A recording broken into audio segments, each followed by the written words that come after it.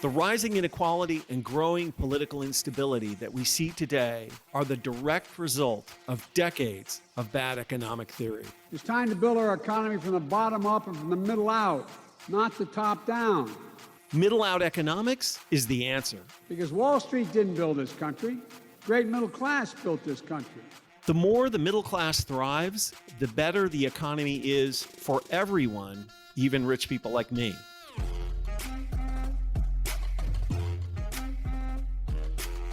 This is Pitchfork Economics with Nick Hanauer, a podcast about how to build the economy from the middle out. Welcome to the show.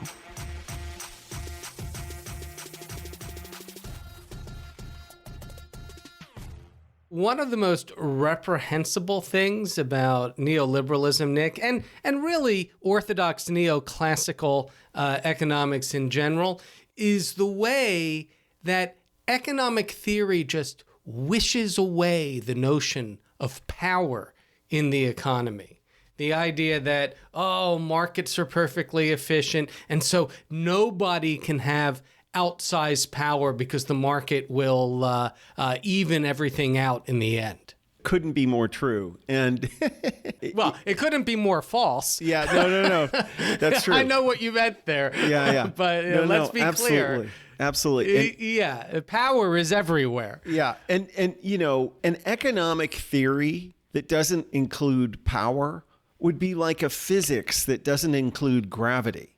It's so obviously a really important thing that it's just shocking how it went away. And, I think one of the worst things that happened to the economy over the last 50 years, was very centered in this idea that power doesn't exist. Because if power doesn't exist, then none of the regulatory agencies that used to maintain reasonable balances of power in markets, effectively were left to shrivel up and die.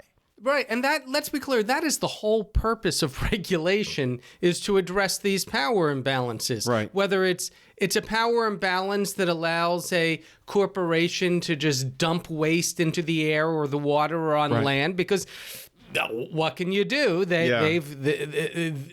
own that land, whatever. They can.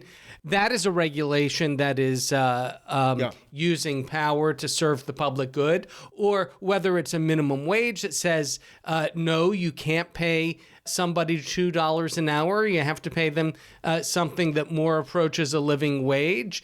Whether it's a regulation that prevents discrimination in the workplace, or that requires some level of food safety. All of this, if there was no power in the economy, if the economy always worked to serve the public good through the invisible hand, then you wouldn't need any regulations. Yeah.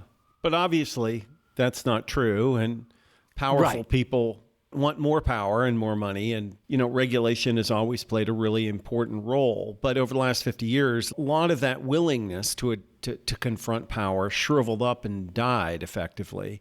And I think there's no more consequential case of this than what happened to the Federal Trade Commission over decades, which used to, in a very muscular way, make sure that industries didn't get too concentrated and big companies couldn't take advantage of consumers or smaller companies in ways that were unfair and harmed competition and consumer choice and so on and so forth.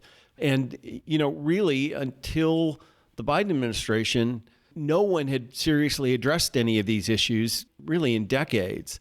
And, today with us is Elizabeth Wilkins, who is today a senior fellow at the American Economic Liberties Project. Before that was the chief of staff at the Federal Trade Commission and senior advisor to Ron Klain, who was President Biden's first chief of staff. But it's such an important area of economic policy that was so ignored for so long. And frankly, it's going to take, in the best of cases, decades to get out from under the many, many years of bad policy and get the economy back on track. But with that, bad I think policy, bad theory, all bad this law. stuff. In any case, I think we should talk to Elizabeth and hear about what's going on at the FTC. My name is Elizabeth Wilkins. I was formerly the Chief of Staff at the Federal Trade Commission and also the Director of Policy. And I do not have anything to plug right now except for self-care, that taking a break, and I highly recommend it to all you social justice warriors out there. That's great. So Elizabeth, you spent a ton of time at the FTC. Could you just generally tell us about your work there and the role the FTC plays in preventing monopolies from abusing market power and promoting competition and the rest of it? Let's just start by saying that's the Federal Trade Commission. Oh, yeah. Yes. The little For those who don't know. the Washington alphabet soup FTC, otherwise known as the Federal Trade Commission, is sort of a progressive era administrative agency, which honestly, when I first thought about working there, I didn't know what it did either. It enforces our country's antitrust and consumer protection laws.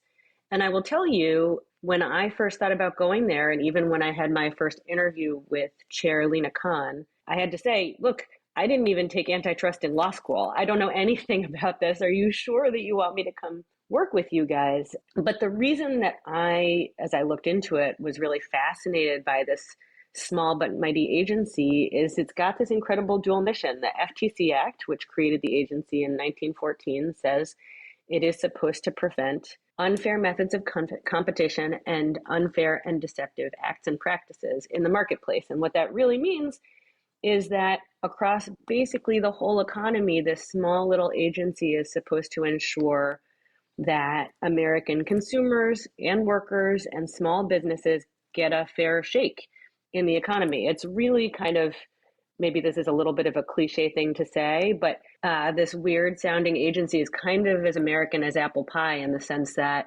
it's supposed to make real this promise that if you work hard, if you want to apply your trade and apply your skills and talents to the marketplace, that you ought to be able to have an open lane to see how you can do that isn't blocked by a bully or a cheat or otherwise somebody else in the marketplace using unfair and underhanded tactics to prevent you from doing that. And by a small agency, how big is it?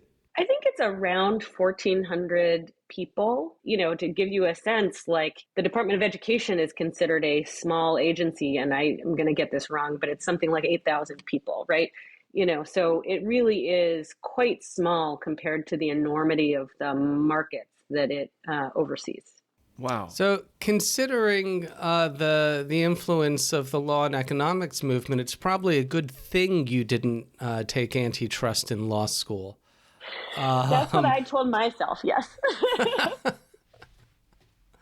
Because the FTC hadn't been doing its job for the past 40 or so years. That's totally right. I mean, you know, buckle up if you want the whole history lesson here, but I think it's really fascinating and also pretty important to understand what the goals of the antitrust laws were actually supposed to be. So, you know, if you go all the way back to the founding, obviously the founders were concerned about concentrated government power. They didn't want a king anymore, and they thought about separation of powers. But there was also a real concern about concentrated economic power in the marketplace and how that could be just as coercive and problematic to the project of creating liberty for the American people. And so that's sort of the tradition that the antitrust laws came out of in the late 1800s and early 1900s, was this sense that true freedom meant also freedom from coercion in the marketplace.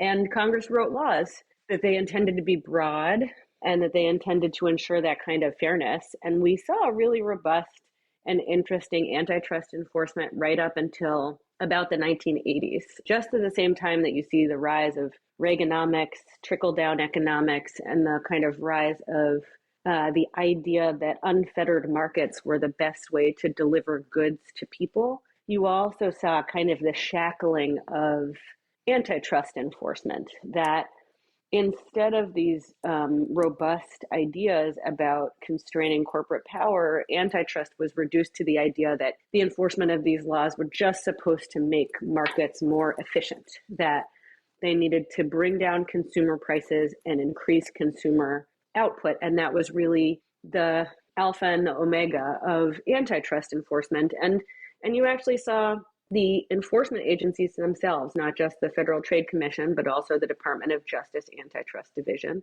kind of limit their own readings of their own statutes to confine themselves to this really impoverished idea of what antitrust was supposed to deliver to the American people. And we kind of are living with the results of that kind of antitrust enforcement and that kind of economic policy writ large. We now have an economy with super concentrated marketplaces where big tech controls our access to information, where big medicine controls an enormous amount of the money flow that's supposed to be going to delivering high quality care, where big grocery means that they can raise prices, shrink packages, and squeeze consumers for higher profits. So that's kind of the stage that was set when the Biden administration came in and when Chair Khan took the helm at the Federal Trade Commission, was sort of how can we revive those original understandings of the antitrust laws and the promise that they made to the American people to make markets more fair. How long did it take you to get up to speed on all these issues? That's a great question. You're going to get nerd Elizabeth here. I probably had some of my most favorite professional moments in my first 6 months at the Federal Trade Commission, just reading. I read a whole bunch of Supreme Court cases. I read a whole bunch of law review articles. And the interesting thing about this project is, I'm a lawyer, in any other area of law, when you're supposed to get up to speed, what do? Well, you read the statutes. You read the cases. The Supreme Court is the highest court in the land, so you specifically read the Supreme Court cases, and then you read the other cases. And then you read some analysis to sort of flesh out your understanding, but those are your primary sources. It was real weird. I got to the Federal Trade Commission and people were like, oh, no, you don't need to read the law. You just read this economic analysis.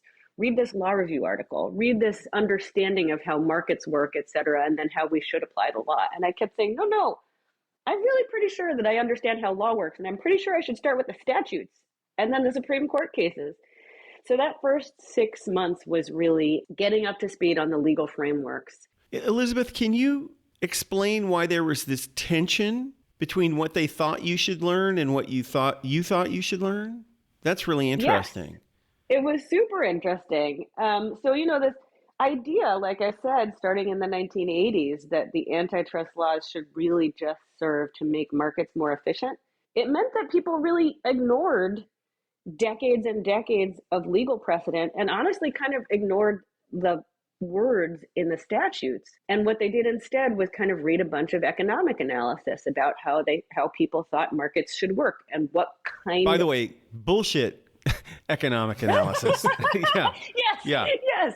Well, that's totally right. I mean, we could get into this as well. It's not just that I was being told, don't worry about the law, just read these economic analyses. It was also read a bunch of economic models that are not true. The theories of which don't actually map into realities. Right, yeah, exactly, yeah. Which were just false, right? And there's a whole bunch of things that we can think about. I mean, some of them are like, we are now in a digital age. None of these analyses had anything to say about the idea that we are now in a data economy where products are free, but actually we are paying with a totally different thing, which is our privacy. None of these analyses had to do with all kinds of ways that markets actually work these days. And not to mention, like I said, the analogy that I used was, imagine you are enforcing the civil rights laws, anti-discrimination laws. Would you ever say as your first question, well, is enforcing this law economically efficient?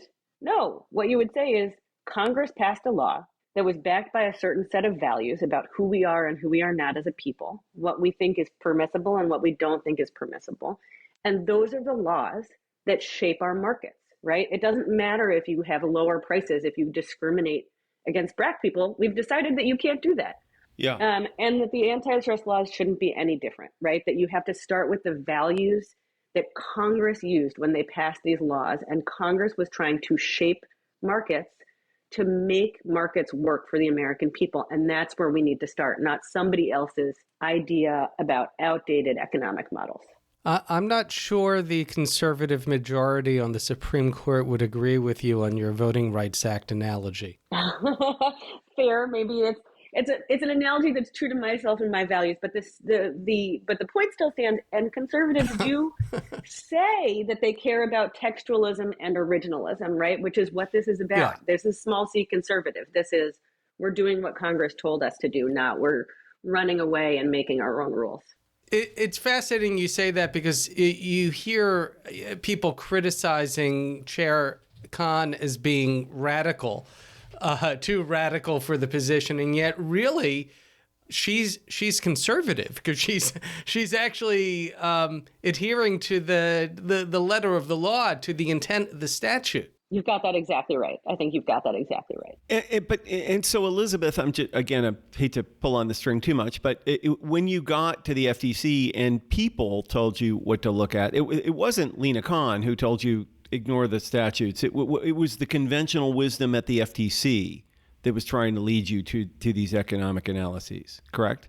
Inside and outside the FTC. That's right. I mean, this antitrust had become this very closed, insular community of lawyers and economists for the last 40 years. And so it's taking some work to inject some air and light into this. And Nick, I really want to be really clear about this.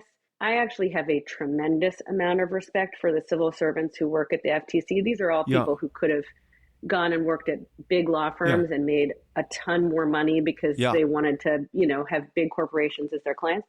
These are all people who wanted to go into public service, who care about the public interest, and who I think are genuinely excited about more robust enforcement. But there's so much work to change the ways everybody has been trained to think about these laws and to think about these markets. So this is just the beginning, I think.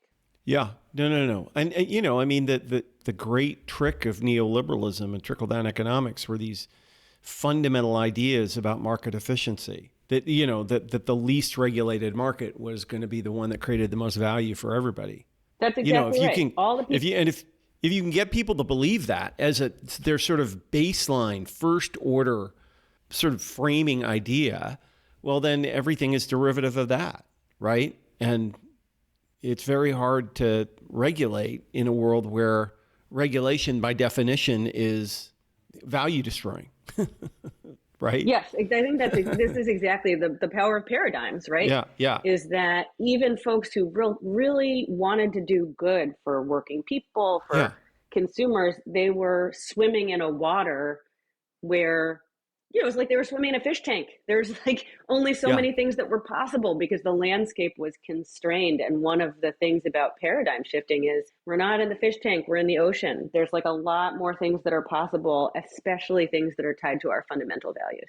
Yeah, so interesting. And so tell us for a minute about what the most exciting things you think the agency is doing right now. So I might be biased, but I think one of the absolute most important and exciting things that the agency is doing right now is it has just promulgated a final rule to ban non-compete clauses in labor contracts. And what that is, a non-compete clause in an employment contract basically says you, worker, are not allowed to leave my employ and go work for a competing business or start a competing business. These were contracts that people thought sort of started in the boardroom, people who had specialized knowledge, insider knowledge, trade secrets, et cetera, needed to be barred from taking those somewhere else. And what we've actually found is they cover 1/5 of the American workforce, and they are stifling competition in the labor market.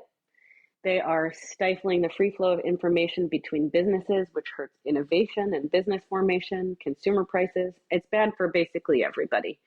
And this is a rule that would do incredible things for workers, for small businesses, for productivity in the economy. And it's a really bold pronouncement that antitrust enforcement isn't just about case by case weighing and balancing in a way that keeps it sort of shackled and constrained, but can also be about clear rules of the road for businesses. Such and such a practice, like shackling your workers to your employee with no out, are just unlawful. You just can't do that. It's clear, it's easy. This is the way we are going to structure the labor market to increase fairness. So that both substantively for workers and for what it means for antitrust enforcement and how we shape markets, I think is one of the most exciting things we're seeing from the administration writ large, not just the FTC. Yeah, absolutely. What is the number, the economic impact of that? Oh, this is incredible. I think their most recent estimate in the final rule is that over the next 10 years, this rule could increase worker wages by over $400 billion, that it could decrease healthcare spending by somewhere between $74 and $150 billion. And those are just the consumer and worker numbers. There's also numbers for increasing patents, which is kind of a way of measuring innovation. So huge is the answer. I don't know. If I've read my Econ 101 correctly, I'm pretty sure this is just going to hurt the people we're trying to help. Yep, those favorite econ models that we like. Yeah. Exactly. That's exactly right. As you prosecuted that case within the agency, I mean, without telling tales, like, was there resistance within the agency for moving in this direction? I'm so interested in the turning the ship element of this work. So I got to tell you, this is actually maybe my favorite story to tell, internally and externally. I think it's a really good tale for how, like almost how government got its mojo back or something like that. So the conversation about going after non-compete clauses has been going on for a good long while, well before Biden, well before Chair Khan. There were petitions to the agency saying, you guys have the power to do this, and here's why you should do it. There's this burgeoning economic literature. The FTC had actually had some convenings to talk about this. So the groundwork was laid. I think people were concerned about it, but they were worried about whether we could really do it. We wanted to use an authority that the agency hadn't used in a while. And the agency had a history back in the 1970s of going big on using its regulatory powers. And it really got slapped down. It had some real political backlash, and it got some funding taken away from Congress. And people have long memories. So there was real, I think, institutional concern that being too bold and going too far might have seriously negative repercussions on the agency. So again, it wasn't that people didn't think that these clauses were really concerning or didn't want to do something about them, but there was a cramped kind of imagination about what the agency was capable of and about what was prudent. And I was the head of the policy team, and my team was leading the effort to write this rule. And I thought it was really important not to kind of sit in a room by ourselves and not talk to anybody and just write it, but actually to write it really in collaboration with people across the agency so that a lot of staff around the agency, career staff who cared about this stuff, who had been working on relevant things, got to see the process, got to see how serious we were taking the issue, that this was not a flippant exercise, that the staff work was thoughtful, that they were included in it, including folks who had objections, that they were heard, that we did the process in a way that demonstrated respect for the internal expertise that people had at the same time that we were pushing people to broaden their imaginations and to be willing to think boldly. The other thing I think that was an interesting push and pull. Sometimes doing work in a way that's collaborative takes a little bit more time, but I think the product is much better. And I also think that's how you bring people along, because when they can see themselves in the final product, even if they weren't so psyched about it to begin with, they may not be 100% on board, but they feel as if they were heard and they were a part of something. And then I have to say, once we put out the proposal, which was a really broad proposal, right? It was to ban all non-competes across the economy for all income and level of worker. The outpouring of positive support from the public for this was like invigorating for the agency. As I said, these are people at this agency who gave up bigger salaries to go work for big law. They are people who care about protecting the public, and they might disagree about what's prudent, what we might get backlash for, but they want to do good. And so for them to see their agency front page of the news as the hero who was protecting the little guy from something that was a huge constraint in their lives, and to see, frankly, some of our folks out on TV talking about the very human impacts, potential impacts of the rule. I remember I did a couple of TV hits, and the number of career staff who came up to me afterwards who said, "You made me feel proud of my agency again," was really touching. And I think that that's like a compact that we have with the people inside the agency and also with people outside the agency, that we talk a lot about the risk of overreach, but I think we don't talk nearly enough about the risk of underreach.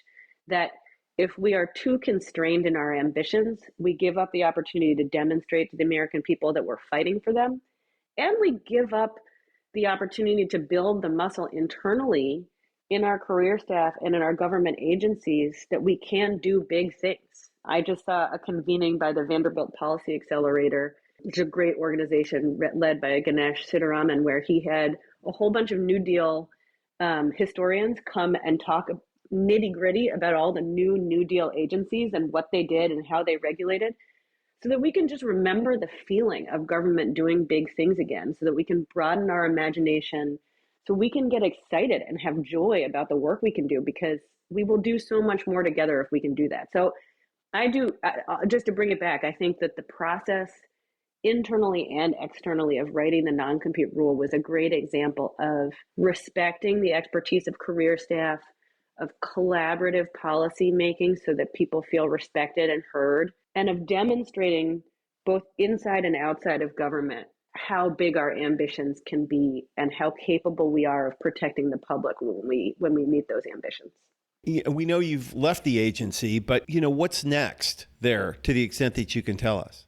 Sure. Well, I think you're seeing a couple of things. One, which I'm really excited about, and this is across the FTC and the Department of Justice, is a real focus on the healthcare industry. I think the Department of Justice just announced a task force. The FTC in the fall announced a really great and interesting lawsuit against a private equity firm that's playing in the healthcare space, that is rolling up anesthesiology practices in Texas, which is raising prices for patients. I think there's just a real recognition that the healthcare space in particular is one which is highly concentrated, which is rife with anti-competitive practices, and which has really devastating effects for patients, for workers, et cetera. So I think we're going to see more there, and I'm very excited about that. That would be amazing. Yeah. I also, agree. tell your colleagues to look at veterinary medicine, because that's happening throughout that industry. You used to have a bunch of local vets, and now they're all being rolled up into, I don't know if they're hedge funds or what, but people are just buying up veterinary practices, and prices are going through the roof. 100%. And that's like, I actually remember something about the pet crematory services right around when my in-laws' dog died. And it was like such an awful experience to watch the pain that they suffered at that moment. And then to see how much they had to pay after they suffered that trauma. And that is totally a product of private equity consolidation. So yes, 100% agree. So that's one substantive area where I think antitrust enforcement can go, and we'll see it going in a way that really is intuitively understood by ordinary people. Another thing that's a little bit more wonky, but very important, is, the FTC and the DOJ just in the last few months put out a revised set of merger guidelines. So one of the things that these agencies do is they review, when two companies say they want to combine, they review the proposed transaction, and the legal standard is a merger is illegal if it may substantially lessen competition in any line of business. So they do that review, and they just put out these merger guidelines to really put much more teeth into that review. And very wonkily, they also are proposing a rule to require much more information from companies so that they can analyze all the dimensions of competition that a merger might affect. And I think what we're going to start seeing is more merger challenges based on those new merger guidelines, and more of the law starting to be changed around how that merger analysis is supposed to look. And that's really the first line of defense against increasing concentration in the economy across all industries. And so what I'm really looking forward to is, again, more merger challenges based on those new guidelines and the gradual change in the legal framework that will help really deter that kind of concentration before it even happens. Yeah, that's fantastic. So a couple more questions. So if you were a benevolent dictator and in charge of all of this? No political constraints. Yeah. What would you do? Oh, boy.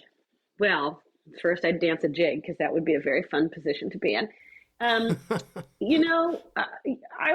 guess I'll step back for a second. We've been talking specifically about antitrust enforcement, but when we think really broadly about kind of competition policy or the anti-monopoly movement writ large, that is the movement to constrain corporate power, concentrated corporate power, antitrust enforcement isn't the only tool.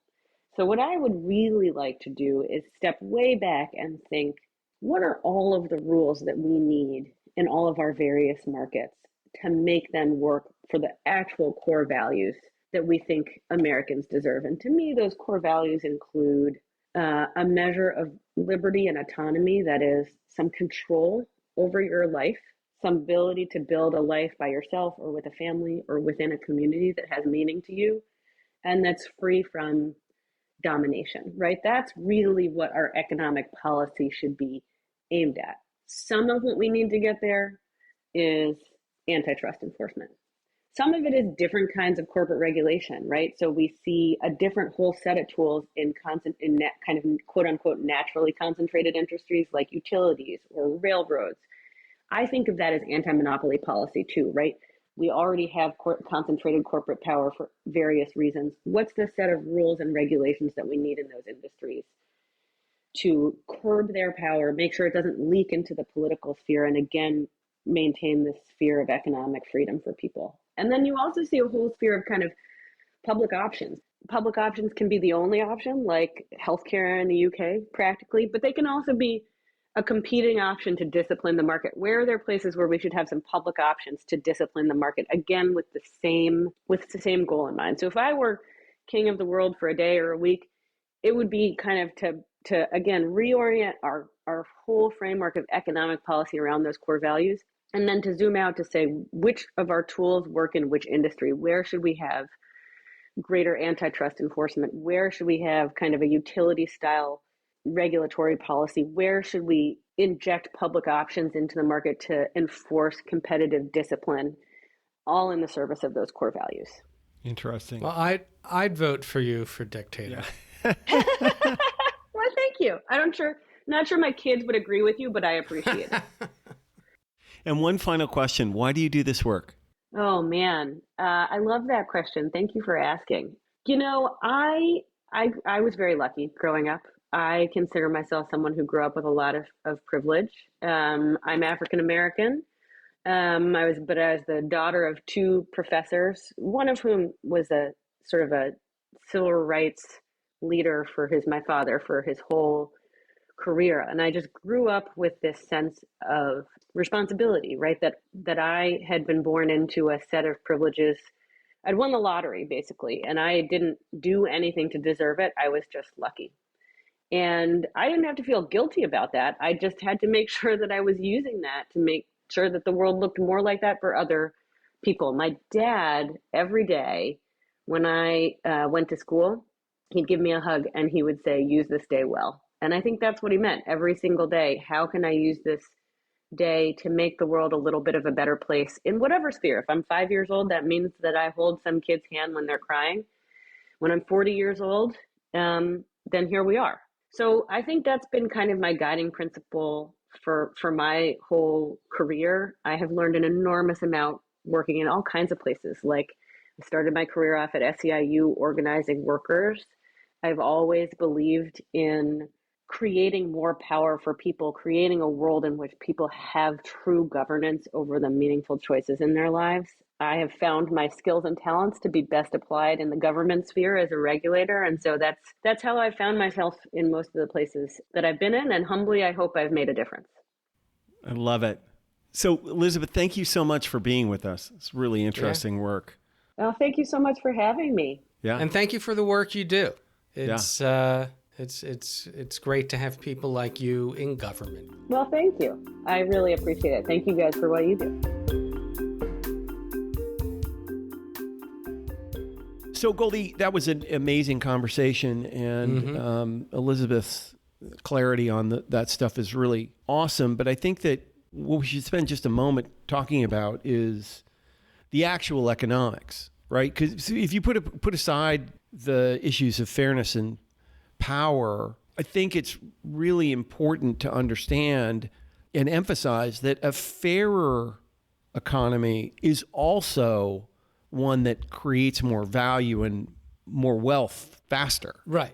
We're not just doing this, because we feel bad for the weak and are angry at the strong. The truth is that when you regulate markets in this way, when you reduce monopoly power and promote competition, you get higher rates of innovation, broader consumer choice, higher wages for workers, and lower costs for consumers. You get more players in the economy, so you have a more resilient and innovative economy.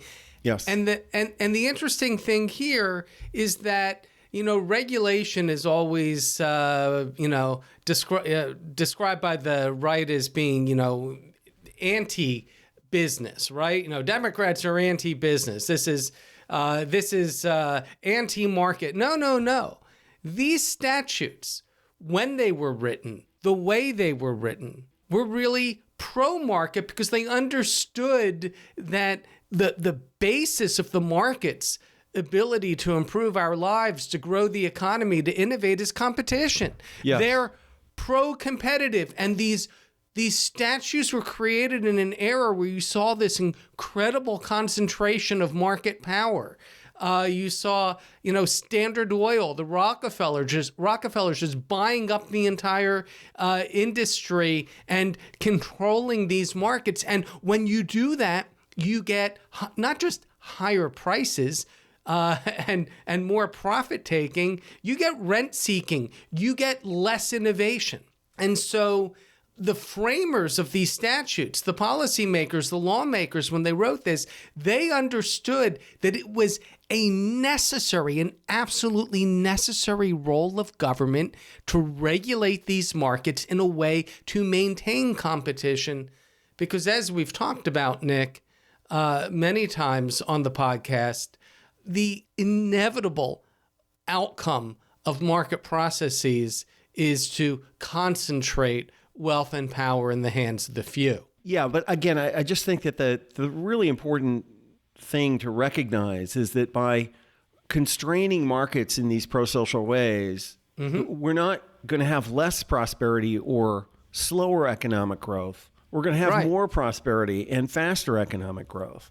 And that's absolutely. And bonus, people will have better lives and more agency and more choice and more fun. Right. and regulation is good for the economy. Yeah. and that's something we've lost over the past 40 years. I think there's one other thing here, Nick, that I'd like to comment on. And that was, I was really fascinated by her description of the process.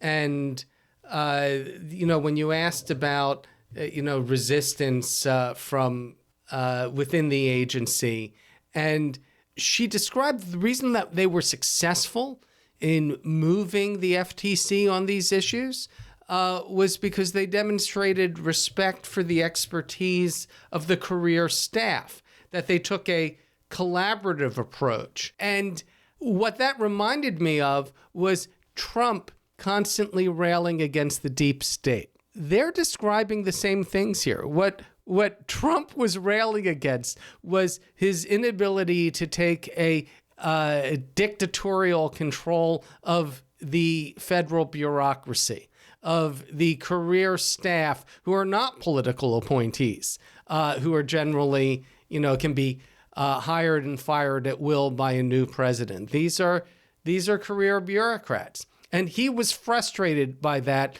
because he and his people were unwilling to do the type of collaborative and respectful work that Elizabeth and the other leaders at the FTC have done over the past few years. And that's why one of the things that Trump is campaigning on is, he's just going to fire all the career staff and replace them with his cronies. Yeah. That's what he calls the deep state. Yeah. And it's a very different approach to governance, and something which, I think the Biden administration should be very proud of, that they've been able to have this type of success by working with people instead of working against them. I agree. Well, very interesting stuff and lots of progress being made. It's really cool.